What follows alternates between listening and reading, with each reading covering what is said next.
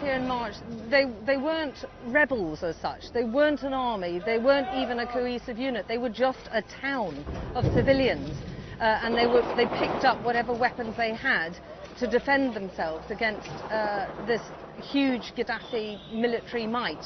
I mean, they really weren't an army. There were a couple of defected soldiers who'd moved over to this side, and I mean a couple. There was only about half a dozen or so. Since then, they have been bolstered by, well, the rebel commander for the Western region told me 3,000 extra men who've come in from Zintan and the Nafusa Mountains and other areas which have already been claimed by the rebels.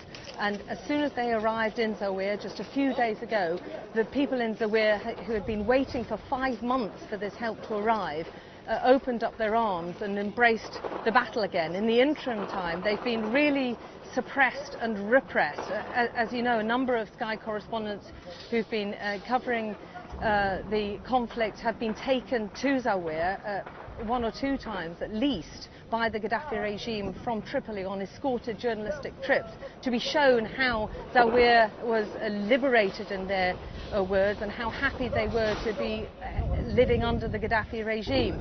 Now that proved to be a nonsense. These were people who were bussed in, perhaps paid by the Gaddafi regime, but they certainly weren't representative of the people of Zawiyah, who very much do not want the Gaddafi regime here. They were waiting for help from outside.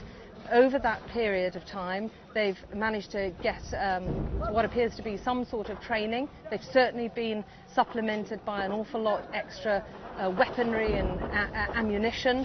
And of course, crucially, they've had many more people to help them. A lot of the residents have fled.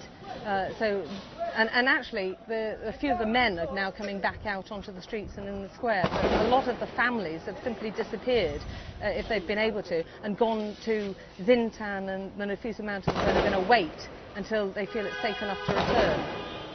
I can say without a shadow of doubt that was the most traumatic moment of my life, and I think I can say that for my 2 colleagues who were with me, Martin Smith and Tim Millo. Along with the people that we were sheltering with in the mosque, we did not think that we would come out alive, and none of the people that we were with thought that they would come out alive. But it was a real David and Goliath situation then, to come back several months later and see the mosque. Well, there is no mosque. The mosque has been levelled. The mosque where we sheltered with a number of other people from Zawiyah does not exist. It was reduced to rubble, and the rubble cleared away. All it is a flat bit of land now. And to see the square filled with people from Zawiyah and the surrounding towns, so delighted and so incredibly overwhelmed with happiness, is quite something, actually. I think they fought an incredible battle against, it has to be said, against tremendous odds. And now they're so filled with confidence. They were talking days ago about moving on to Tripoli. To them, it wasn't a question of if they were going to recapture Zawiyah, it was just when they were going to do it.